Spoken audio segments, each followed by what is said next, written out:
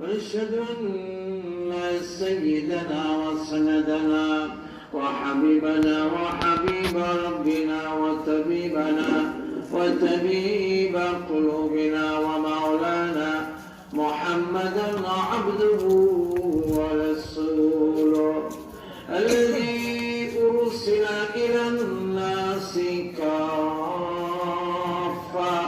كافة بشيرا ونذيرا وداعيا إلى الله بإذنه وسراجا منيرا. أما بعد، أعوذ بالله من الشيطان الرجيم. بسم الله الرحمن الرحيم. وهو معكم أينما كنتم. وقال رسول الله صلى الله عليه وسلم: الكيس من دان نفسه وعمل لما بعد الموت، أو كما قال سيدنا رسول الله صلى الله عليه وسلم. بارك الله لنا ولكم في القرآن العظيم، ونفعنا وإياكم بالآيات والذكر الحكيم، ونحن على ذلك لمن الشاهدين والشاكرين، والحمد لله رب العالمين. نماذج درود الشريف عمل كريم. اللهم صل على محمد وعلى آل محمد كما صليت على إبراهيم وعلى آل إبراهيم إنك حميد مجيد. اللهم بارك على محمد وعلى آل محمد كما باركت على إبراهيم وعلى آل إبراهيم إنك حميد مجيد.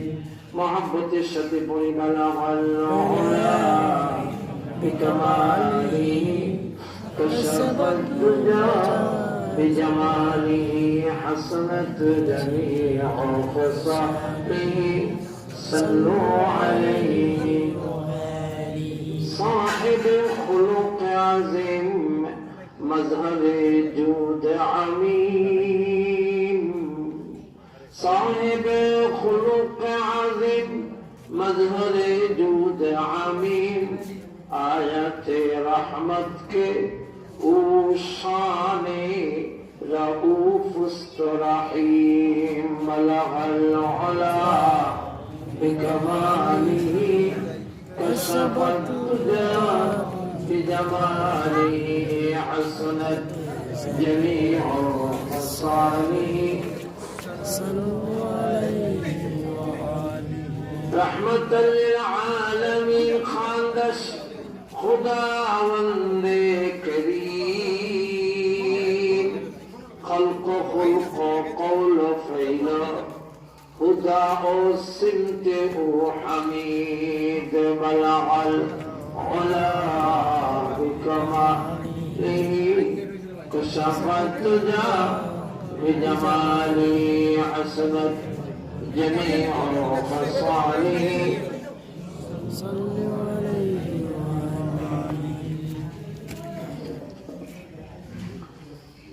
সৌদিশাহীর মক্কা মসজিদের উদ্যোগে আজকের এই তৃতীয়তম তাফসীরুল কোরআন মাহফিল, এ পর্যায়ে সম্মানিত সভাপতি এবং জাতির বিবেক হক্কানি উলামায়ে কেরাম এবং শ্রদ্ধাভাজন মুরব্বিয়ানে কেরাম এবং আল্লাহ প্রেমিক, খোদা প্রেমিক, নবী প্রেমিক, বেরাদার ইসলাম, আল্লাহর শুকর আদায় করছি যে একটু বিলম্ব হলেও আল্লাহ তার গোলামকে আপনাদের সামনে কোরআনের খিদমতের জন্য হাজির করে দিয়েছেন।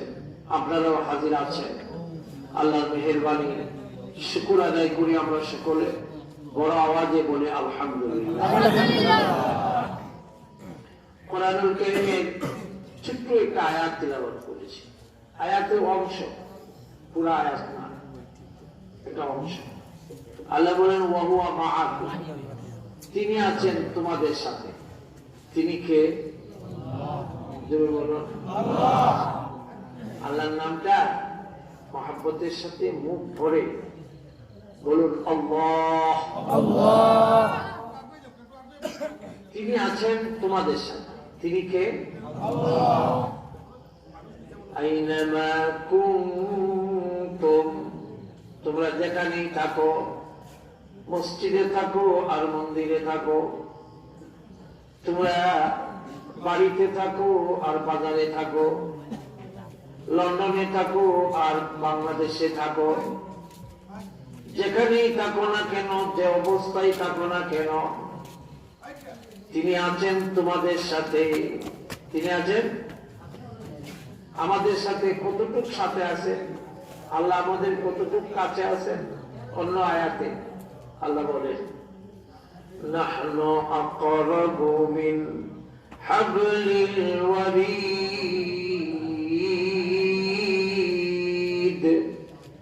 আল্লাহ বলেন তোমাদের শারক আছে না গালে, এই শারকের চেয়ে আমি আল্লাহ তোমাদের আরো কাছে।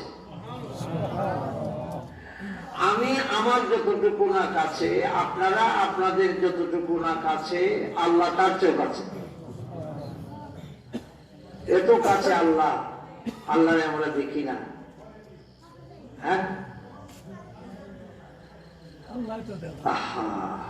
तुम मेरे नजदीक हरदम लेके मैं अंधा हो, पर तू मेरे नजदीक हरदम लेके मैं अंधा हो, पर आता हो नूरे बख्श जिससे तू आवे नजर। কবি বলে আল্লাহ এত কাছে তুমি, অথচ তোমারে দেখি না। তোমাকে দেখার মতো যে জ্যোতির দরকার, এই জ্যোতি তুমি আমার চোখে দান করো। কথা ঠিক না? ও বন্ধু, আল্লাহ এত কাছে, এত কাছে। হ্যাঁ, আল্লাহ বলেন আমাদের কাছে আছেন, এর মধ্যে কোন সন্দেহ আছে? এখন আমরা আল্লাহর কাছে আছি কিনা, এটা হলো প্রশ্ন। ঠিক না? আল্লাহ বলেন আমি তো তোমাদের কাছে আছি, কিন্তু তোমরা আমার কাছে আছো কিনা। কাছে থাকা দুই রকম। কাছে থাকা কয় রকম? একটা হলো আপনাদের কাছে আমি, আপনারা আমার কাছে, এটাকে বলে দৃশ্যমান কাছে থাকা, দৈহিক ভাবে কাছে থাকা। আর আরেকটা হলো দৃশ্যমান কাছে না, অদৃশ্যমান কাছে থাকা, মনের দিক থেকে কাছে থাকা। দেখতে কাছে না, কিন্তু মনের দিক না, এটাকে বলে আদর্শিক ভাবে কাছে থাকা, আধ্যাত্মিক ভাবে কাছে থাকা, মনের দিক থেকে কাছে থাকা, জেহনান কাছে থাকা, ফিকরান কাছে থাকা। জিসমান কাছে থাকার চেয়ে জেহনান কাছে থাকার গুরুত্ব বেশি। গুরুত্ব কথা বলেন বেশি না? বিয়ে করেছে ঢাকা দক্ষিণ, থাকে লন্ডন, এক সপ্তাহ পরে চলে গেছে। ওখান থেকে ফোন করছে তার নতুন স্ত্রীকে। হ্যাঁ, দুইজনের কথা হচ্ছে। স্ত্রী বলছে তুমি চলে গেছো, তুমি তো আমার কলিজার ভিতরেই আছো। 7 সমুদ্র 13 নদীর পরিবারে লন্ডন থেকে ঢাকা দক্ষিণের এই মায়ার কলিজার ভিতরে কেমন ঢুকলো? কথা বলে ঢুকলো কেমনি? আর এখানে লন্ডন থেকে ফোন করে কয় আমি চোখ বন্ধ করলে খালি তোমার দেখি। এইটা হেঁটে সুদের ভিতরে হামলাই করবে। কথা বলে হ্যাঁ, এখানে বলে কি মানে, এখানে বলে মনের দিক থেকে কাছে থাকা। আল্লাহ বলেন আমি তোমাদের কাছে আছি, এখন তোমরা আমার কাছে আছো কিনা। স্বামী ফোন করে বলছে স্ত্রীকে আমি তো তোমার কাছে আছি, আমি তো সবসময় তোমার বুকের ভিতরে, কলিজার ভিতরে, অন্তরের ভিতরে, চোখের ভিতরে আছি, এখন তুমি আমার কাছে আছো কিনা। এটা হলো প্রশ্ন। কারণ আমি 7 নদী 13 সমুদ্র 7 নদীর ওপারে আমি থাকি। এখন তুমি আমি না থাকার কারণে যদি আরেকজনের সাথে তুমি লাইন করো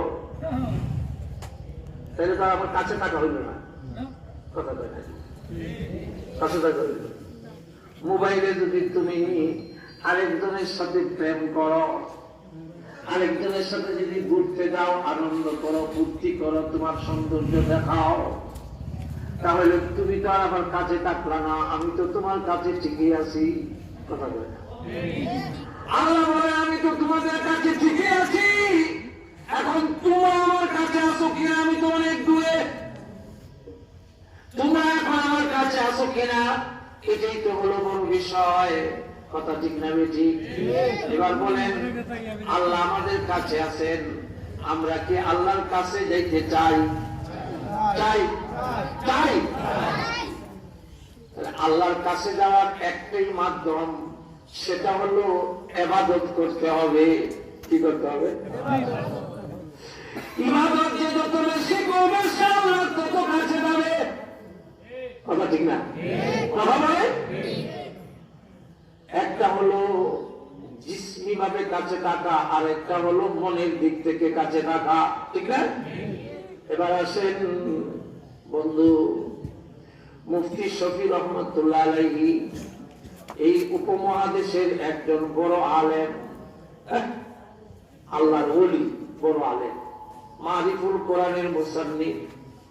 তিনি গেছেন মদিনা শরীফ জিয়ারত করতে, আল্লাহর নবীর রওজা শরীফ জিয়ারত করতে গেছেন, কিন্তু জিয়ারত করতে আপনাদের মনে চায় না?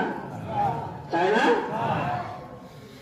দেখা দে গুম্বুদে খাজরা রওজায়ে আতহার মুঝে, দেখা দে গুম্বুদে খাজরা রওজায়ে আতহার মুঝে, দরমিয়ানে কবর মিম্বর गिरगिराने दे मुझे, रोज़ाए अक़दस दिखाकर इश्क़ में दीवाना वाल, रोज़ाए अक़दस दिखाकर इश्क़ में दीवाना वाल, मिस्ल अबू बकर उमर उस्मान अली या रब मुझे।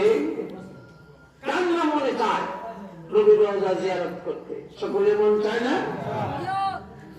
আহমদ শহীদ, মুফতি আহমদ শহীদ তিনি গিয়েছেন মদিনা শরীফ জিয়ারত করতে, কিন্তু রওজা পাকের কাছে যেতে পারে না, পাও কাঁপে, শরীর কাঁপে, কাঁপতে কাঁপতে ভুলে যায়। আর আমরা তো রওজা শরীফের জিয়ারত করতে গিয়ে নবীজি রওজার ওয়াল ঘুরিয়া তারপরে ছবি তুলে বানাই, আমি এখন নবীজি রওজা শরীফ জিয়ারত করেছি।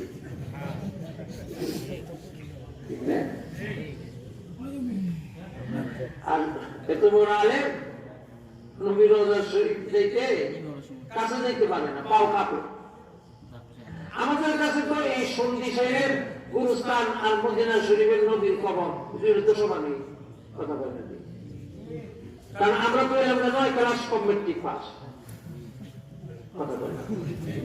কয় ক্লাস কি পাস?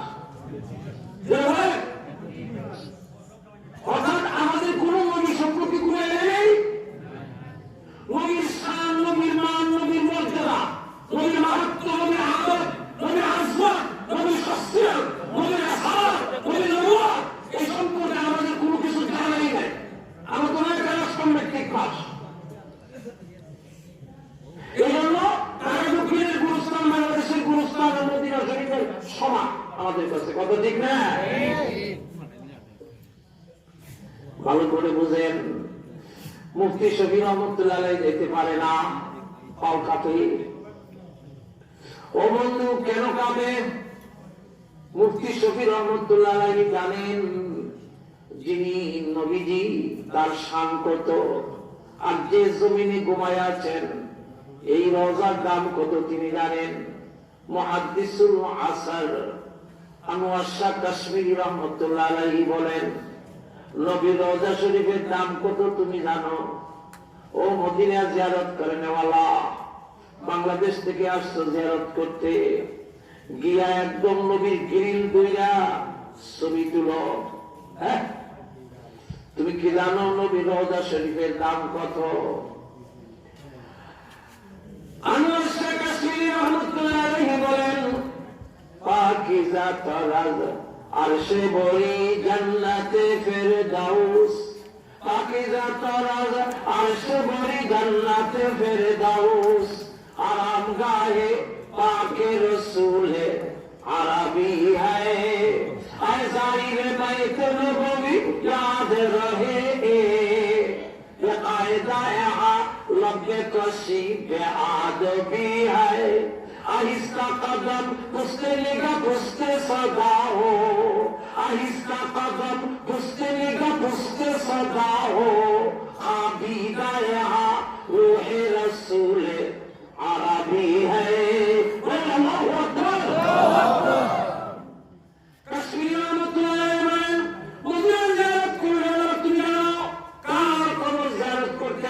কবরের দাম কত তুমি জানো? নবীর রওজার দাম আল্লাহর আরশের চেয়েও আরো বেশি। সুবহানাল্লাহ। প্রশ্ন করতে পারেন, আল্লাহর আরশের চেয়ে নবীর রওজার দাম বেশি, এটা তো বুঝলাম না। ঠিক না? উলামায়ে কেরামে বুঝলেন, আরশ কিন্তু আল্লাহর মুকাম না। আল্লাহ মুকাম আপনারা বলছেন না, মুকাম মসজিদ। মুকাম আমরা মুকামের অর্থে ব্যবহার করি পাবলিকে। মুকামের স্থান, আসন,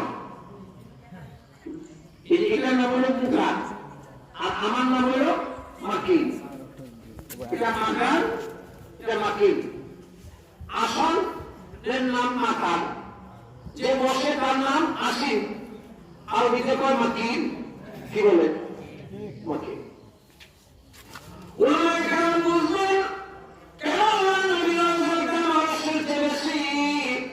কারণ আরশের মধ্যে তো আল্লাহ বসা নাই। আমি যেমন চেয়ারের মধ্যে খুঁটি মাইরা বসছি, আপনারা যেমন ঢাকা মতো বসছেন, উনি যেমন বসছেন, আল্লাহ কি ওখানে বসা আছে? আরশে বসা না সব জায়গায় আছে? আল্লাহ আল্লাহ সব জায়গায় আছে না? কি বলে? খালি আল্লাহ কি মসজিদে আছে? কথা বলে না।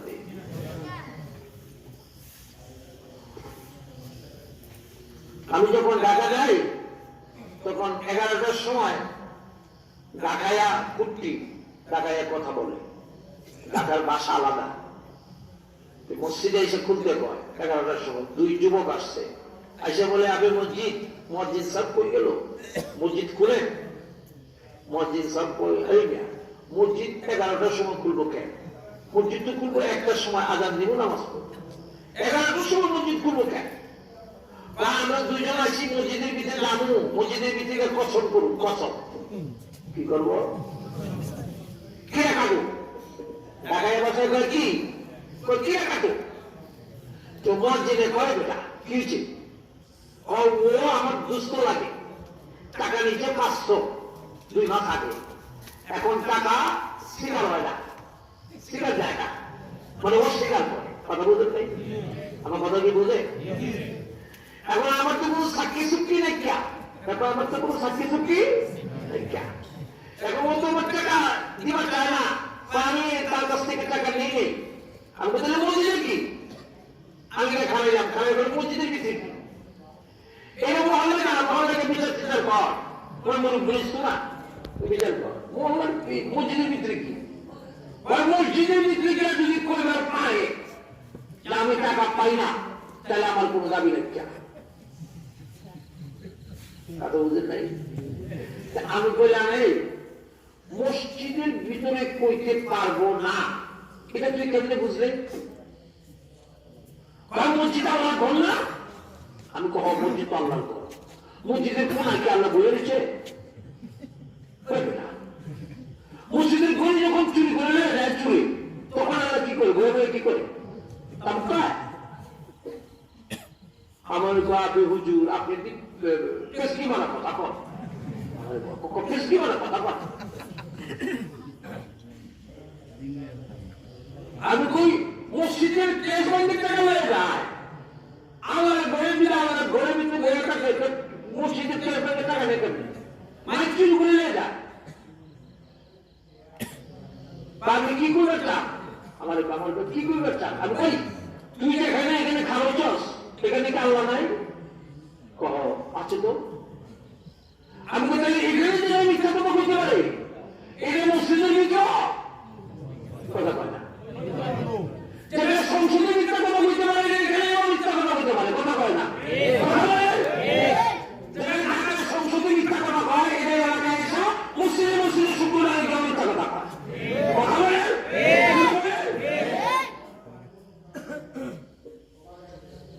আল্লাহ কি সব জায়গায় আছে না নাই? কথা কয় না। আরেকদিন আইছে কোরআন শরীফ আনছে, তসবিহ আনছে আর যায় নামাজ। আইনা কো হুজুর আমি তো ঢাকায় ইমামতি করি, প্রথম হুজুর আপনার জন্য হাদিয়া আনছি। কি আনছস? একটা তসবিহ, কোরআন শরীফ, একটা যায় নামাজ। আমি এই তিনটা আমার হাদিয়া দিবি কেন? কি হয়েছে? আমার বাপেরা ছিল তো, বাপ গেছে গা মহিলা, বাপ গেছে গা মহিলা। এখন এই তিনটা আপনাদের দিয়ে দিলাম। আমি তোর বাপ যে মহিলা গেছে গা, এই দুনিয়া থেকে তিনটা জিনিসই রেখে গেছে, আর কোন জিনিসপত্র রেখে যায় আছে তো? কি আছে? দোকান আছে, বাড়ি আছে, খাট আছে, পালক আছে, ফ্রিজ আছে। আমি বলতে তোর বাপের ফ্রিজটা আমার দিয়ে দে।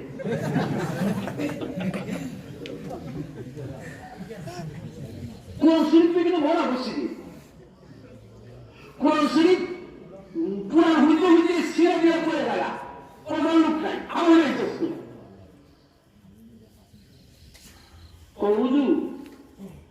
আমরা ফ্রিজ দিয়ে দিব, আমার কামে লাগবো না। আমি বলতে কোরআন শরীফ তো কামো লাগে না, কথা বুঝছে? যদি বুঝে বেশি কথা দরকার নেই।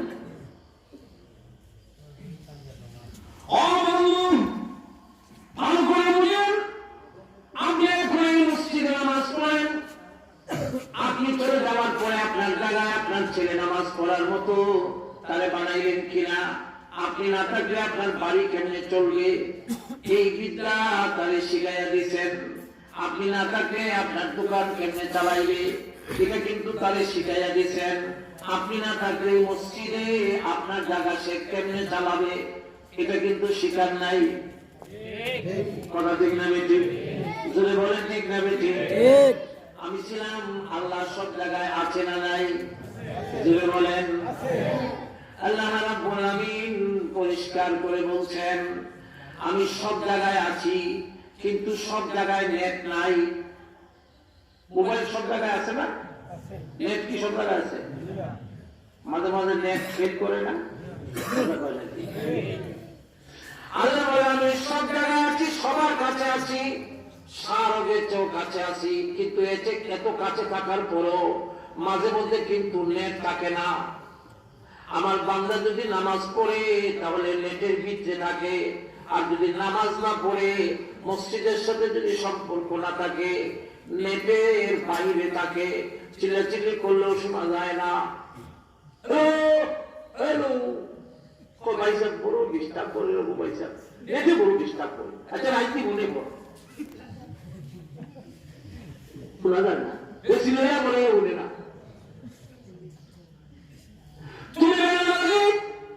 তুমি মসজিদ সালাম, তোমার সুখ হয়েছে, বিসুখ হয়েছে, মুসিবতে পড়েছ, বিপদে পড়লো, চিল্লাচিল্লি করো আল্লাহ আমার বাঁচাও, সাহায্য করো আল্লাহ, তো শোনা যায় না, নেটের সমস্যা।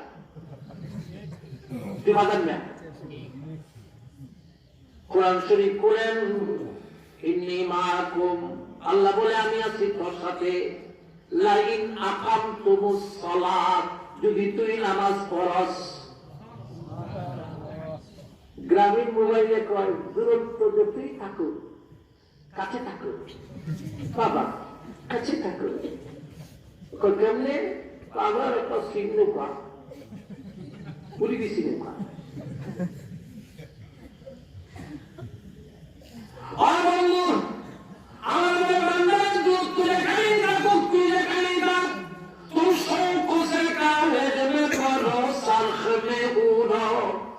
शौक से कालेज में पढ़ो, सरख में उड़ो, दाइस के गुबारों में उड़ो, सरख में झूलो, मगर सखुन बंदा आजिज का रहे याद, अल्लाह को और अपनी हकीकत को न भूलो। আল্লাহু আকবার। এটির বিক্রেতা, এটার বাইরে আমি মাদক নেয়া। কথা বুঝেন নাই? অল্প কথা, একদম অল্প কথা। আমি প্রথম যখন বিমানে উঠি আইস থেকে প্রায় মনে হয় 37-38 বছর আগে ঢাকা থেকে আসবো সিলেটে, আমার একটা মনে মনে খুব শখ, কৌতূহল যে বিমান কেমনে চালায় দেখবো। বাস চালায় দেখছি, ট্রেন চালায় দেখছি, লঞ্চ চালায় দেখছি, এটা দেখবো। আমার পাশে একজন সিলেটের লোক, আমি তো নতুন, আমি বললাম যে ভাই এই যে এটা ড্রাইভার কই? বললেন সব আপনি তো দেখা লাউয়া লাউয়া কিসে ড্রাইভার কই? এটা তো পাইলট। আমি কইছে ভাই একটাই, ডিমের নাম মামলেট, মামলেটের নাম অমলেট।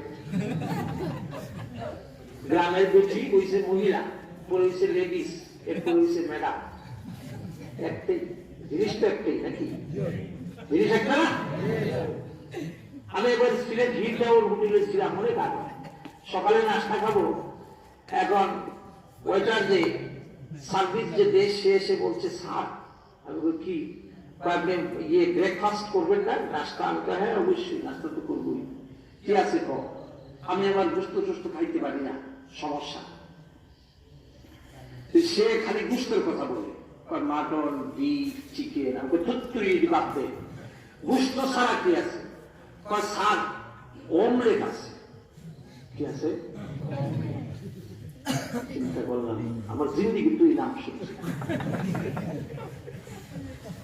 আমি জিজ্ঞেস অমলেট কি জিনিস? গোস্ত তো না, না গোস্ত না। আমি তাইলে আর তেল ছাড়া 3টা রুটি আনবি, আর ওই যে কি করছস ওটা। মনে মনে চিন্তা করলাম পয়সা করে যদি কিছু খরচ হয়, 2-4-500 যদি যায় রাত অমলেট আজকে দিকে।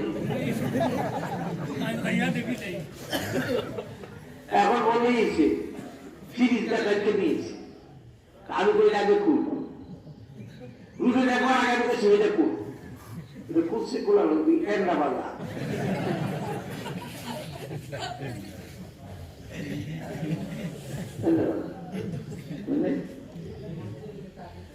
আমার ওয়াজ করলে কয় কি, এগুলি ওয়াজ শরীফ, মিলাদ শরীফ, জামানাত শরীফ, কবর শরীফ, গুরুস্থান শরীফ।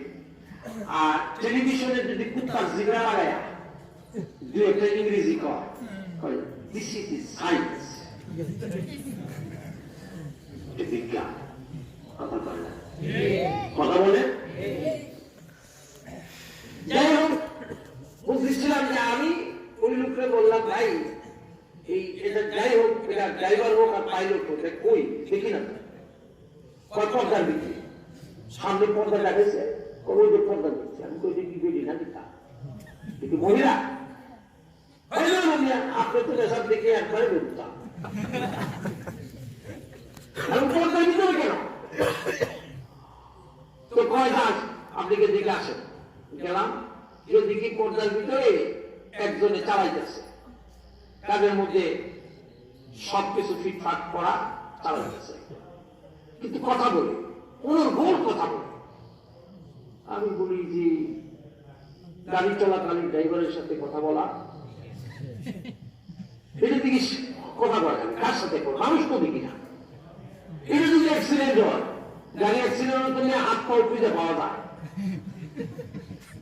আমি তো খালি কুলবল্লা করতেছি, করতে করতে আবার সিটে আসছি, আইসা এই মুরব্বীর কাছে বসছি, বুঝতেছি যে চাচা এ তো অ্যাক্সিডেন্ট করবে, কি হয়েছে?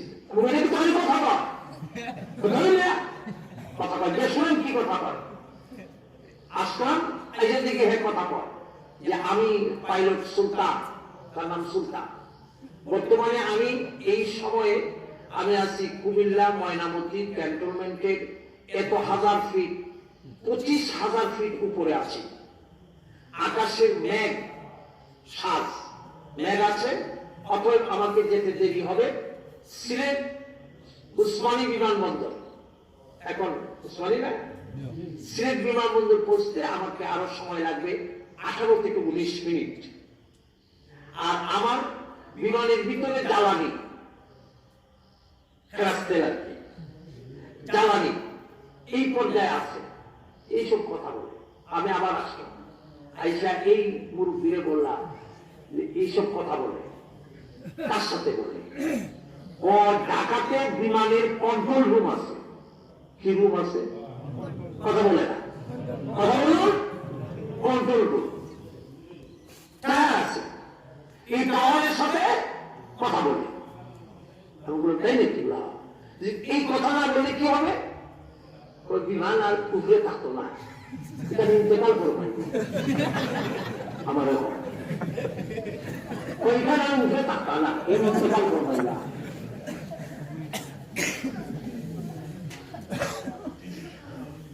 এই পর্যন্ত যত অ্যাক্সিডেন্ট হয়েছে বিমান, সবগুলো অ্যাক্সিডেন্ট দেখবেন লেখছে পত্রিকায়, অ্যাক্সিডেন্ট হওয়ার 10 মিনিট আগে টাওয়ারের সাথে কোনো যোগাযোগ ছিল না। যোগাযোগ যোগাযোগ বিচ্ছিন্ন হওয়ার পরে অ্যাক্সিডেন্ট করে, কথা হয় না। নামাজের মাধ্যমে, ইবাদতের মাধ্যমে যদি তোমার যোগাযোগ না থাকে, তোমার এই জীবনের বিমানটাও আর সুস্থ থাকবে না, নিরাপদ থাকবে না, এটাও অ্যাক্সিডেন্ট করবে। কথা বলুন ঠিক না বেঠিক? বলুন ঠিক না বেঠিক? আমি ছিলাম ওই জায়গায় যে আল্লাহ সব জায়গায় আসেন না নাই? এখন আনোয়ার শাহ কাশ্মীরি রহমতুল্লাহ আলাইহি বলেন, নবীর রোজার দাম আল্লাহ আরশের চেয়ে বেশি। কেন? তিনি বলেন আল্লাহ কিন্তু আরশের মধ্যে খুঁটি লাগিয়ে বসামায়, আল্লাহ প্রতিটা জায়গায় বিরাজমান। কথা ঠিক না বেঠিক? সুতরাং আরশের মধ্যে আল্লাহ যদি কেউ খুঁজতে যায়, ওখানে গিয়ে বসা পাবে না, পাবে। কিন্তু নবীরে যদি খুঁজতে যায়, নবীর রওজা শরীফ যে কবর, এই কবরের ভিতরে নবী জিন্দা, নবী ওখানে ঘুমায় আছেন, নবীরে খুঁজে পাইব না।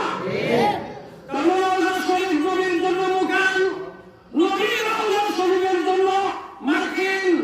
আল্লাহ রওজা শরীফে আল্লাহর মাকান রওজা, আরশ নয়, আরশ আল্লাহর মাকান নয়, আল্লাহ আরশের জন্য মার্কিন নয়, আরশ আল্লাহর আসন নয়, আল্লাহ আরশের জন্য আসীন নন। রওজা শরীফ নবীর আসন, নবী রওজাতে আসীন, জিন্দা নবী ওখানে ঘুমায় আছে। কথা বলে না। এই জন্য নবী রওজা শরীফের দাম বেশি। আনোয়ার শাহ কাশ্মীরি রহমতুল্লাহ আলাইহি বলেন, যদি এখানে বেয়াদবি হয়, নবী কিন্তু জিন্দা ঘুমায় আছেন। যদি নবীর ঘুমের ডিস্টার্ব হয়, যদি বেয়াদবি হয়, আয় জাগিরে বাইতে মাবুমি याद रहे। ओ ज़ियारत करने वाला मने रखो, बेकायदा यहाँ लब्बे कोशी बेआदबी है। এখানে উল্টা পাল্টা কথা বলা বেয়াদবি। आहिस्ता कदम उससे लेकर उससे सुना हो, खाबीदा यहाँ रूहे रसूल अरबी हो। তুমি জিয়ারত করতে যাচ্ছ, ভালো কথা, কত আস্তে আস্তে হলো, চোখ নিচের দিকে রাখো, জমানের কথা আস্তে আস্তে নিচা নিচা কথা বলো, উঁচা উঁচা কথা বলবা না। জেনে রাখো এই কবরের নিচে, এই কবরের ভিতরে জিন্দা নবী ঘুমায় আছেন। তিন পরিমাণ যদি বেয়াদবি হয়, ফাহবাতা আমালুকুম, তামাম জিন্দেগি সমস্ত আমল বরবাদ। মুফতি শরীফ যেতে পারে না, কাঁপে। হঠাৎ করে রওজা শরীফের ভিতর থেকে আল্লাহর নবী আওয়াজ দিয়ে দিলেন, সুবহানাল্লাহ। জোরে বলে সুবহানাল্লাহ। সুবহানাল্লাহ কি পকেটের নিচে খাওয়া দাওয়া বাইর করতে কষ্ট হয়? রেখে দেন পকেটে, ওয়াজের পরে বাড়িতে বলবে। সুবহানাল্লাহ বলে কি গুনাহ হয়? জোরে বলেন সুবহানাল্লাহ। সুবহানাল্লাহ। রওজা শরীফ থেকে নবী ডাক দিয়ে বলে, সখী তুমি আমার ইজ্জত, আমার সম্মান তোমার মাথার ভিতরে কিলবিল করছে, যে না জানি কোনো বেয়াদবি হয়ে যায়, না জানি কোনো বেয়াদবি হয়ে যায়, এই জন্য তোমার পাও কাঁপে, শরীর কাঁপে, আসতে পারো না। ও সখী তুমি জেনে রাখো, তুমি আমার রোজার কাছে না আসলেও অসুবিধা নাই, কারণ তুমি সখীর জায়গা আমি নবীর কলিজার ভিতরে রাখা। সুবহানাল্লাহ। আল্লাহু আকবার। কেন?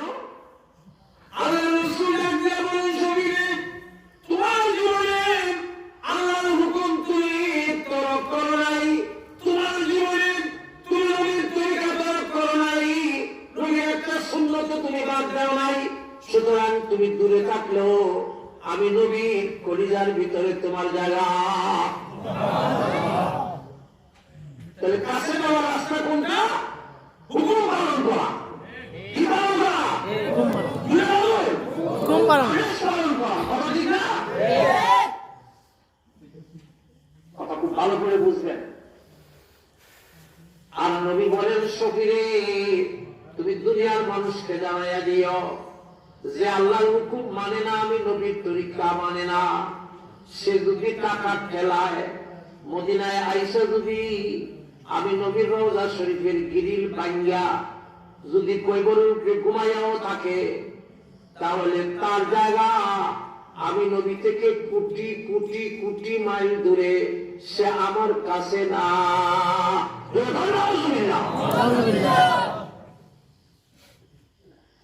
এবার বলেন তুমি কি আল্লাহর কাছে যাওয়ার জন্য আল্লাহ তো আমাদের কাছে আছে, এটা তো স্বীকার করছেন, এর মধ্যে কোনো সমস্যা। এখন আমরা আল্লাহর কাছে যাওয়ার জন্য মাধ্যম কি? ইবাদত। মাধ্যম কি? ইবাদত। ইবাদত মাধ্যম হলো ইবাদত। এই ইবাদতের জন্যই মসজিদ। ও বন্ধু, ইবাদত করতে করতে আল্লাহর বান্দা নিজামুদ্দিন আউলিয়া নাম শুনছে, আল্লাহর হুকুম পালন করতে করতে এমন জায়গায় গেছে, বুখারী শরীফের মধ্যে আছে হাদিস, বুখারী শরীফে, ইন্না মিন ইবাদিল্লাহ লাউ আকাসামা আলাল্লাহ লা আবাররা।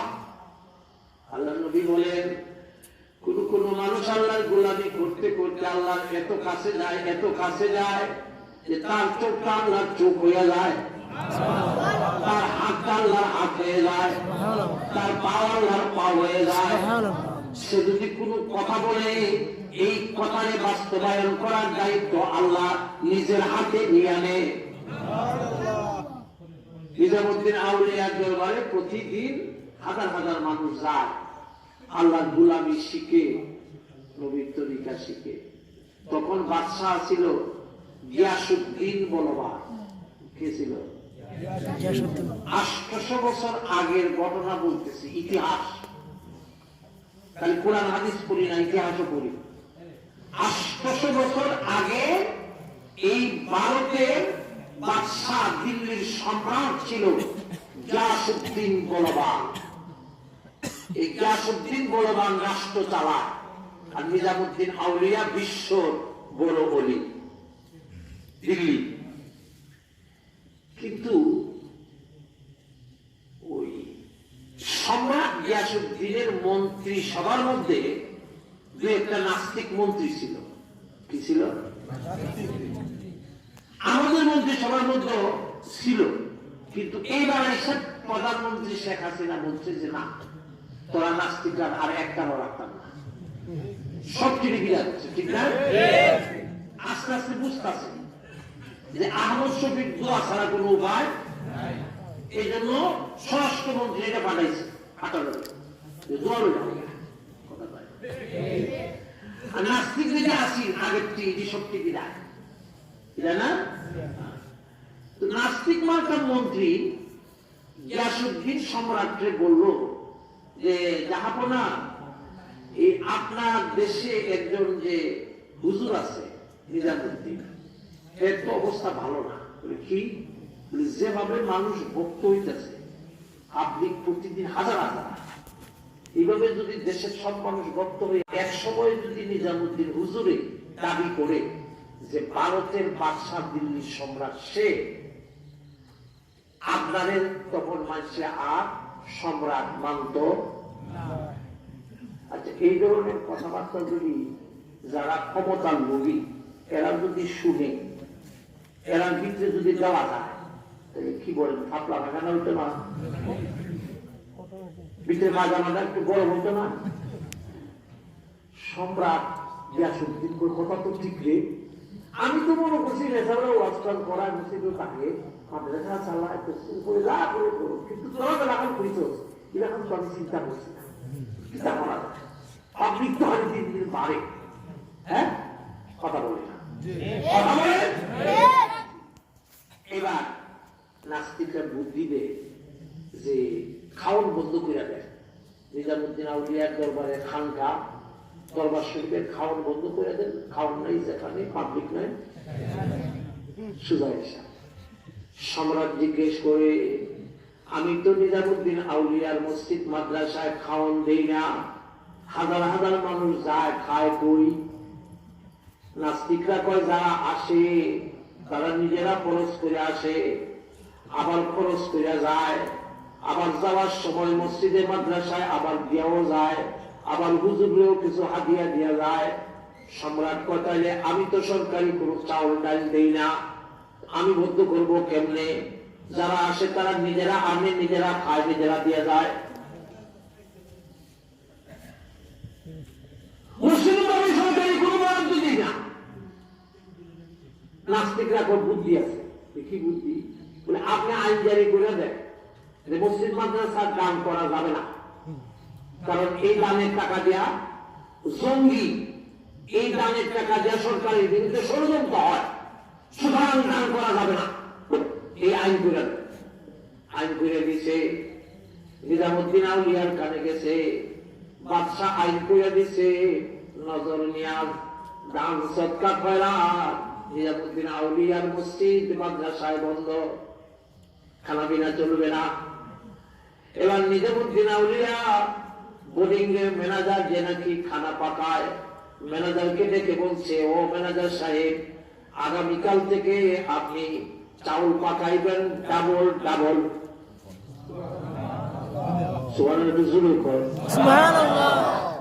আপনাদের কি কোন সমস্যা আছে?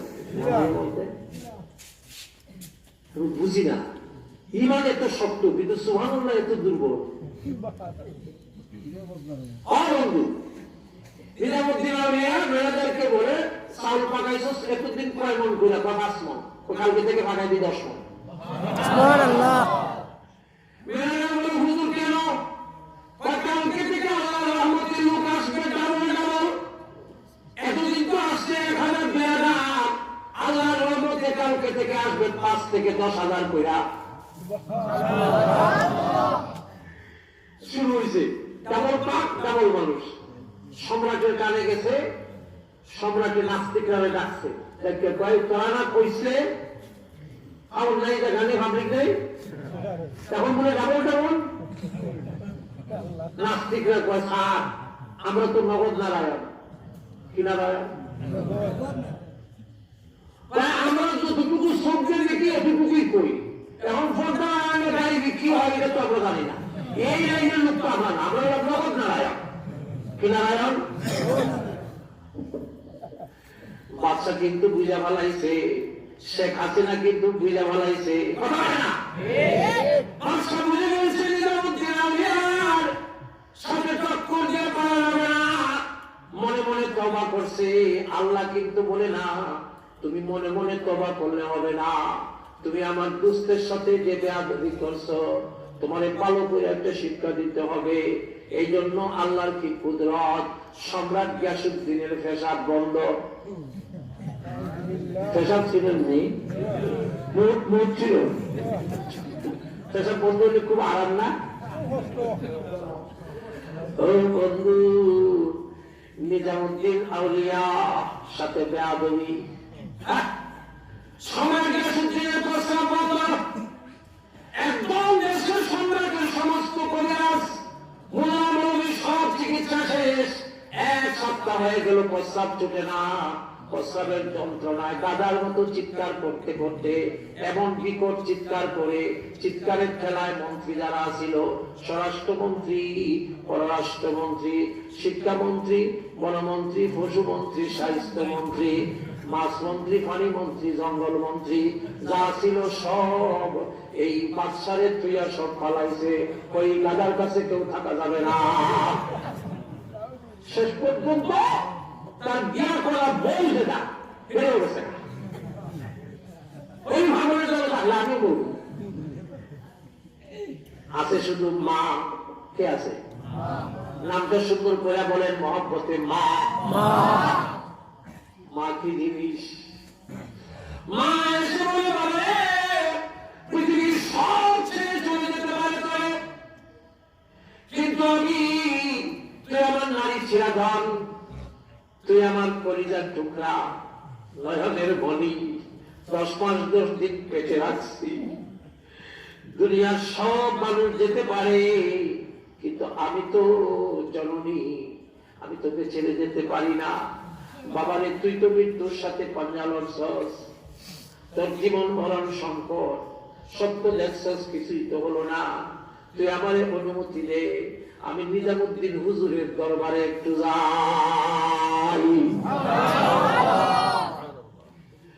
এবার মারা গেছে নিজামুদ্দিন আউলিয়ার দরবারে গিয়ে বলো, হুজুর আমার ছেলে সম্রাট গিয়াসউদ্দিন মরণাপন্ন অবস্থা, আমি তার মা, দুঃখিনী মা আপনার দরবারে আসছে, আমারে দয়া করে আমার ছেলের প্রস্তাব ছুটাইবার ব্যবস্থা করেন।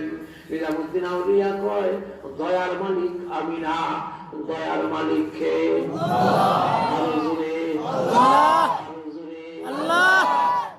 আমাদের গান হল দয়া করো মুরে সাদুল্লাহ আউলিয়া। সাদুল্লাহ আউলিয়া কি দয়া করার মালিক? আল্লাহ। বলে আল্লাহ। নিজামুদ্দিন আউলিয়া কয়, মাগো দয়ার মালিক দয়াল আল্লাহ, আমি দোয়া করতে পারি। কি করতে পারি? দোয়ার মালিক আমি নিজামুদ্দিন, দয়ার মালিক আল্লাহ। মাগো কারো প্রস্তাব বন্ধ করে দেওয়া, কারো প্রস্তাব ছুটাইয়া যাওয়া, কাউকে তুমি বানানো, গরিব বানানো, এটা আমার কাজ না। এটা কার কাজ? আমরা দেশের বন্য ফকির যদি হইতো, কিতাব হইল মাইগো মাই, তোমার কপাল তো বালা, হ্যাঁ তুমি আমার কাছে আইছো, অন্য কোনো এখন গেলে বিরোধ হচ্ছ না। আল্লাহ যে তোমার আমার দরবারে পৌঁছাই দেয়, ঠিক নেই?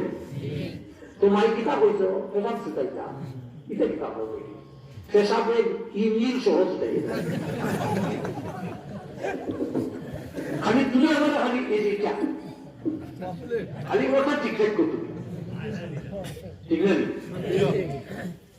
নিজামুদ্দিন আউলিয়া বলে, মাগো দয়ার মালিক আল্লাহ, পেশাব ছুটাবে কে? আমি দোয়া করতে পারি। নিজামুদ্দিন আউলিয়া দোয়া করছে। দোয়ার পরে নিজামুদ্দিন আউলিয়া সম্রাটের মারে বলে, তোমার ছেলের প্রস্রাব হবে, একটা কাজ করতে হবে। বলে কি কাজ? বলে তোমার ছেলেকে গিয়া বলবা সাদা কাগজে ইস্তেফা নামা দিতে হবে, পদ থেকে পদত্যাগ করতে হবে, সম্রাট বাদশার পদ থেকে পদত্যাগ করবে। সে লেখা দিবে যে আমি সম্রাট গিয়াসউদ্দিন বিনা প্ররোচনায় সুস্থ মস্তিষ্কে আমার বাদশাহীর পদ থেকে আমি পদ ছেড়ে দিলাম, পদত্যাগ করলাম। এখন থেকে দিল্লির বাদশাহ নিজামুদ্দিন আউলিয়া। এটা কাগজের লেখা সিগনেচার করে দিবে, ওই কাগজ আইনা আমার কাছে দিবেন, ইনশাআল্লাহ আপনার ছেলের প্রস্রাব হবে। সুনামানের কিচ্ছা দিতেছি না, ইতিহাস। ও বন্ধু, এবার মা গেছে গিয়া সম্রাটকে বলে, বাবারে খাতালো কলম ল। সম্রাটের আড়াইলাম আমার পেশাব ছুটাই যাবে, খাতার কলমের লোকের পেশাবের কিতাব।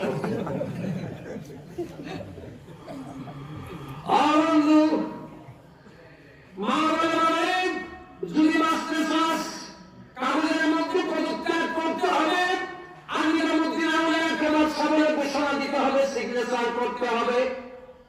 এবার বলেন, একদিকে দিল্লির ক্ষমতা, আরেকদিকে প্রস্রাবে আর ক্ষমতায় যুদ্ধ। কথা বলেন,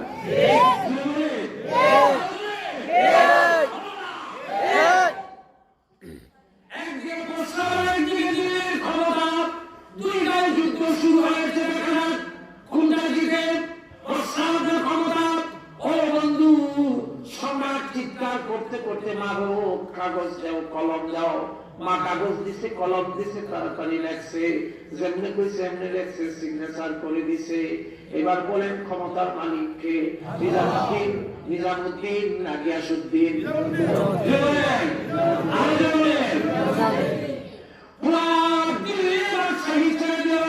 প্রস্তাব কার কাছে? কথা হয় না।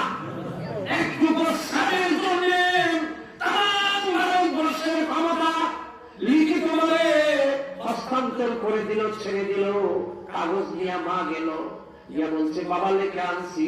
নিজামুদ্দিন আউলিয়া বলে, মাগো একটা প্লাস্টিকের বালতি লাগবো।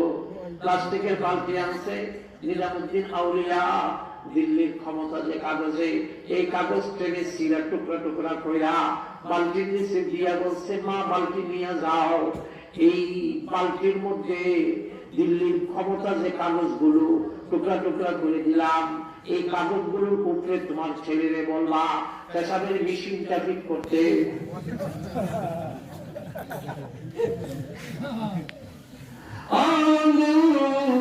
ভালো করে মনে রাখেন। এবার দৌড়ে আসছে মা, এসে বলছে বাবারে হুজুর তো এই তাবিজ দিছে যে এই কাগজে যে কাগজ তুই দিছিলে, এই কাগজের উপরে পেশাব করলে নাকি পেশাব হবে।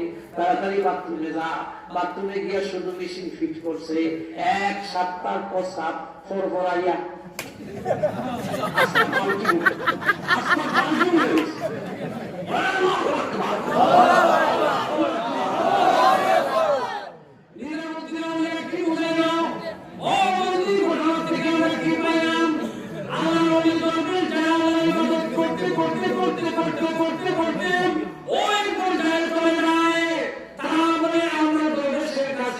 তোমরা যে ক্ষমতা নিয়ে মারামারি করো, লাঠালাঠি করো, 30 তারিখে 29 তারিখ বানাও, 29 তারিখে 30 তারিখ বানাও। যে ক্ষমতার জন্য, ওই ক্ষমতা আমরা আল্লাহর ওলিদের কাছে, আমরা ফকির দরবেশের কাছে প্রস্রাবের সমতুল্য।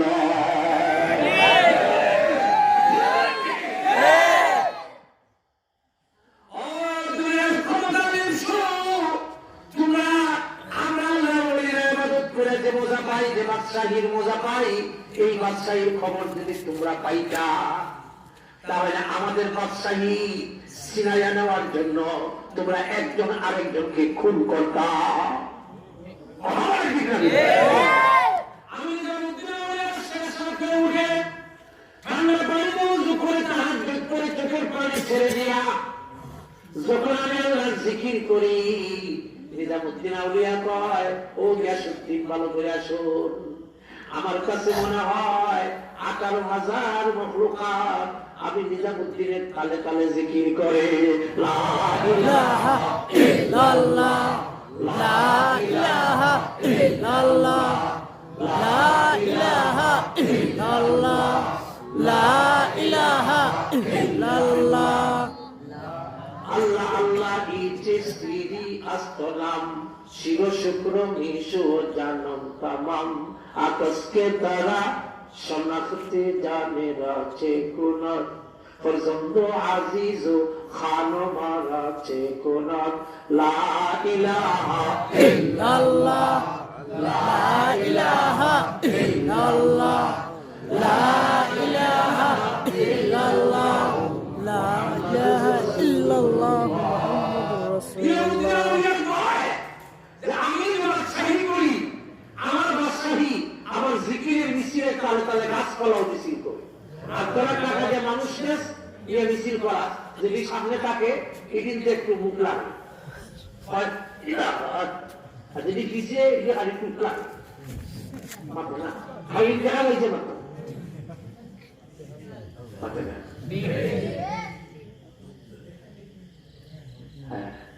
বাদশাহী কার নাম? এই ঘরের সাথে সম্পর্ক রাখেন ঘরের মালিককে। যারা এই ঘরে আসা যাওয়া করে সম্পর্ক রাখে টাকা পয়সা দিয়া, এরা আল্লাহর মেহমান। আপনাদের এই এলাকায় মেহমান যদি মেজবানের বাড়িতে যায়, খেতা বালিশ লিয়ে যায়, বাপ তরকারি লিয়ে যায়, যার বাড়িতে গেল তার দায়িত্ব এরে খাওয়ানো, তার দায়িত্ব খুব বাড়ানো, তার দায়িত্ব নিরাপত্তা দেওয়া, তার ভালো মন্দ খোঁজ খবর সব ব্যবস্থা করা মেজবানের দায়িত্ব। আমরা যদি মসজিদ হতে পারি আমরা কার মেহমান? আমাদের নিজেকে দায়িত্ব কার? আমাদের অসুখ বিসুখ সুস্থ করার দায়িত্ব কার? আমাদের ফসল ক্ষেত ফসল বৃদ্ধি করা বর্ধন করার দায়িত্ব কার? আমাদের ছেলেমেয়েদেরকে মানুষ করার দায়িত্ব কার? আমাদের বাড়া মসজিদ দূর করার দায়িত্ব কার? শত্রুর আক্রমণ থেকে নিরাপদ রাখার দায়িত্ব কার? আল্লাহ বলেন তোমরা আমার ঘরের মেহমান হয়ে যাও। আল্লাহ নবী বলেন সালাসাতুন জামিনুন আলাল্লাহ, তিনজন মানুষের দায়িত্ব আল্লাহর উপরে।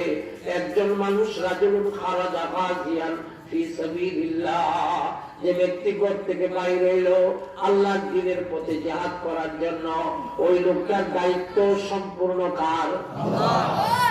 দুই নম্বরে হলো রাজুলুন দাখালা বাইতাহু বিসালাম, যে লোকটা বাহির থেকে নিজের ঘরের ভিতরে গিয়ে সালাম দেয়। কি বলে? খাদের ভিতরেও যদি দরজা খুলে তো কয় আসসালামু আলাইকুম, বাচ্চারা যদি খুলে দরজা আসসালাম ঘরে সালাম দেয়। রাসূল বলেন কেউ যদি তার নিজের ঘরে ঢুকবার সময় সালাম দিতে পারে, তার সালাম করে যাওয়ার আগে আল্লাহর রহমত তার ঘরের কোনায় কোনায় যায়। সুবহানাল্লাহ। ঘরে গিয়া সালাম দেয় না, বেটিরে তো সালাম দেই না, কয়টা আমার বেটি আমার ওয়াইফ, আমি সালাম দিতাম, এটা তো ফিলাম কত সরব। আর আইয়ের ঘরের সুন্দর বেটি বাবি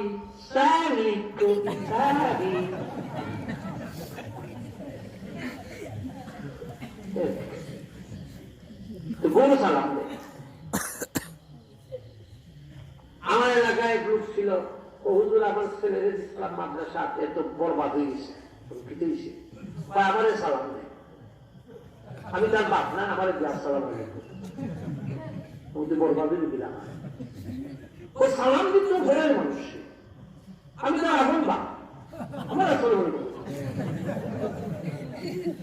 হ্যাঁ,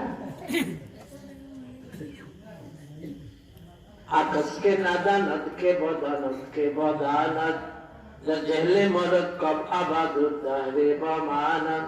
জানি না কোন আমলে যাওয়ার পরিবর্তন জানি না। আমার রাসূলের বান্দারে উম্মতের ঘরের ভিতরে যদি সালাম দিতে পারস, বউরে সালাম দিবি আসসালামু আলাইকুম। হ্যাঁ, আজকে সালাম দিবেন কি? হাত তুলে দেখা আপনার বলে যাবেন না, যে থাকো নিজের ছেলে হোক মেয়ে হোক, কাদের লোক হোক, বাকি হোক, বাকি হোক, কে বলবে আসসালামু আলাইকুম। মহিলারা বুঝবে না ওয়াজে কাম হয়েছে, কথা কয় না বলে আজিজ সাহেব আজকে ভালো করে দিছে, কথা বলেন ঠিক না বেটি? নিজের নিজের স্ত্রীকে সালাম দেন, সারাদিন টেলিফোন নিয়ে হ্যালো আসসালামু আলাইকুম, আই লাভ ইউ। তো বলে কর আসসালামু আলাইকুম, আই লাভ ইউ। একটা শব্দে সপ্তাহে দাঁড়িয়ে সব পাবি। সমাজ নষ্ট হয়ে গেছে, কথা বলেন ঠিক না বেটি? এবার ভালো করে বুঝুন, দুই ব্যক্তি, এক নম্বর আল্লাহর পথে জিহাদ করে নেওয়ার দায়িত্ব কার? আল্লাহ। দুই নম্বর যে ব্যক্তি নিজের ঘরে সালাম দেয় তার দায়িত্ব কার? আল্লাহ। এবার বলেন তো দেখি তিন নম্বর আরেকজনকে রাজুলুন রাহা ফিল মসজিদ, রাজুলুন রাহা ইলাল মসজিদ, যে ব্যক্তি মসজিদের সাথে সম্পর্ক রেখে মসজিদে যে যাতায়াত করে সেই ব্যক্তির জিম্মাদার স্বয়ং আল্লাহ। যার বাড়িতে মানুষ যায় মেহমান, মেহমান আবার দুই রকম, একটা হলো খাচ্চুরিয়া মেহমান,